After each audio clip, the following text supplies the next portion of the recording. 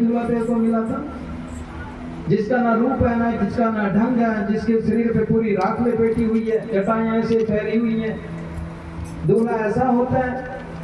भगवान ने कौन सा महाप्रेत का रूप बनाया था? किस लिए? मैना की परीक्षा करने के लिए। और इसी बीच में कहते कि जब माता पार्वती को जाकर मैना कोसने लगी, नारद जी को कोसने लगी, तो माता पार्वती ने भगवान शिव से प्रार्थना की।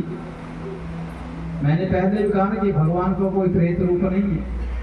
भगवान शरीर में जो राख लगाते हैं वो क्यों लगाते हैं वो भी मैंने आपको बताया।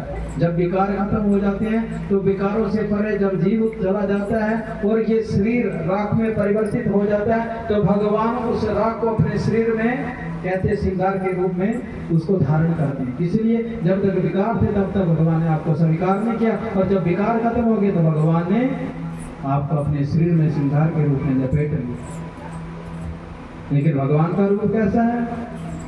कर्पूर गौरम करुणावतारम संसार सारम भुजगेन्द्रहारम सदा वसंतम हृदयारविंदे भवं भवानी सहितं नमामि। भगवान कर्पूर की तरह गोरे। जब माता मैना ने माता पार्वती को कोसा तो माता पार्वती ने भगवान शिव से प्रार्थना की, तब भगवान ने अपना वास्तविकता रूप में दिखाया था। दूल्हे का रूप तब मैना प्रसन्न हुई। कहते हैं कि सभी देवी देवता वहां पर उपस्थित हैं, और कहां पर? हिमालय में।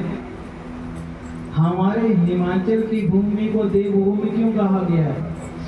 इसीलिए कहा गया कि यहाँ पर सभी देवी देवता आए थे और कुछ देवी देवता यहीं रह गए थे।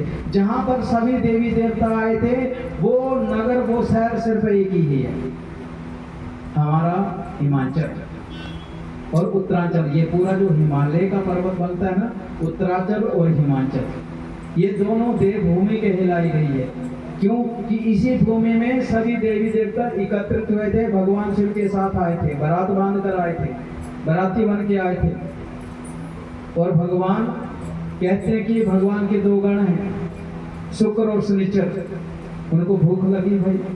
हिमवन को बड़ा अभिमान था कि मेरे पास जो धन है, मेरे पास जो संपत्ति है, ऐसी धन संपत्ति तो किसी के पास नहीं। भगवान शिव को वैरागी समझते थे ना। भगवान शिव को सोचते कि भगवान के पास कुछ है ही नहीं, हमारी पुत्री कैसे खुश रहेगी भाई। तो कहते हैं कि शुक्र शनिचर ने रोने लगे, खूब रोने लगे। राजा हिमाचल को पता लगा कि भगवान के दो बाराती ऐसे, भूख लगी है भाई, व्याकुल है भूख से, वो खाना चाहते हैं। तो कहा कि इसमें को और बढ़िया खिलाओ भाई। शुक्र शनिचर को भोजन परोसा गया। कहते कि शुक्र शनिचर भोजन पाने लगे। तो कैसे भोजन पाने लगे? पूरे राज्य का भोजन खा गए, पूरे देश का भोजन खा गए, लेकिन उनकी सुधा, उनकी भूख, उसमें उनकी भूख में कहते कोई परिवर्तन नहीं हो रहा, उनका पेट ही नहीं भर रहा था। अब भगवान के पास राजा हिमाचल पहुंचे, कहा कि भाई आपके गणों की हम सुधा को शांत नहीं कर सकते हैं। ये तो पूरे राज्य का भोजन खा गए, पूरे देश का भोजन खा गए, लेकिन अब कहाँ से खिलाऊं, कुछ है ही नहीं। तो भगवान ने एक जड़ी निकाली और कहा इस जड़ी को खिला दो। और जैसे ही उस जड़ी को कहते कि शुक्र शनिचर को परोसा गया तो उनकी सुधा जो भूख थी वो शांत हो गई। तो तब जाकर राजा हिमाचल का अभिमान टूटा कि जिस भगवान शिव के दो गणों को पूरे देश का भोजन, उनकी सुधा को नहीं मिटा पाया, भगवान की एक बूटी उनकी सुधा को मिटा दिया, वो शिव मेरी पुत्री को कभी धोखा नहीं रखेंगे। चिंता थी। शिव महापुराण में तो लेखा था कि भगवान बारात बांधकर पहुंचे हैं और वेद विधि रीति से जो शादी पहली हुई है वो भगवान शिव की हुई है। ये शिवरात्रि का पर्व जो है ना, वो दो पर्वों के ऊपर मनाया जाता है।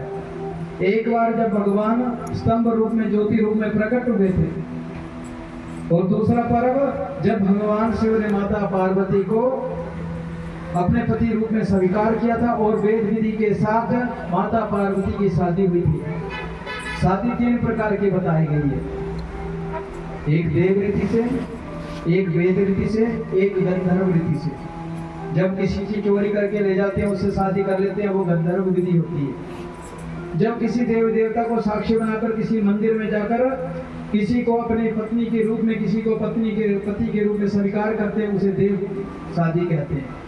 और वेद शादी, जहाँ वेद मंडप लगाए जाते, सारे रिश्तेदार होते, सारे संबंधी होते हैं और वेद मंत्रों के द्वारा उच्चारण करके कहते हैं कि वेद रीति से जब शादी होती है उसे वेद विधि की शादी कहा गया है। और वहां पर कहते हैं कि अतिथियों का पहले शादी आते थे, बारात का बड़ा स्वागत होता था, बारात के लिए कंदमूल इत्यादि परोसा जाता था, बारातियों के लिए सारी व्यवस्था की जाती है। आज देखो, आज पता लगता कौन बड़ा, तो समझ लो कि जो रूल आप दूसरों के लिए बना रहे तो दूसरा आपके लिए भी बना रहा है कि नहीं बना रहा है। हाँ जी। इसलिए एक मर्यादा थी भोजन की। पहले क्या था, बारात को खिलाया जाता है, ऐसे ही होता है ना। हाँ जी। क्यों, पहले अतिथि थे, अतिथि देवो भव, जो कन्या कहते कि वर पक्ष से आए हुए हैं, उनके लिए पहले उनका मान सम्मान किया जाता था। लेकिन आज तो कुछ पता नहीं लगता है कौन वर पक्ष से है, कौन कन्या पक्ष से है। तो लेकिन भगवान शिव की और वेद मंत्रों के द्वारा माता पार्वती की पूर्ण विधि से शादी हुई और देवताओं ने उस विवाह में सम्मिलित होकर भगवती जगदम्बा के उस विवाह उत्सव को मनाया। हम भी यहाँ भगवती जगदम्बा माता पार्वती के विवाह उत्सव मनाएंगे। भगवान शिव की सुंदर झांकी दिखाई जाएगी और वेद मंत्रों के साथ भगवान शिव और माता पार्वती की शादी होगी। और उस शादी के उपरांत ये भगवान की कथा आज के दिन की विराम लेगी और कथा विराम होने के उपरांत भगवान के लिए जो आप उपहार में लाएं, फूल पत्र जो भी लाएं, वो भगवान शिव माता पार्वती को आप अर्पित करें। और कल की जो कथा में होगा, कार्तिकेय जी का जन्म होगा, भगवान गणेश जी का जन्म होगा, कैसे उनका सर को काटा गया, क्यों काटा गया,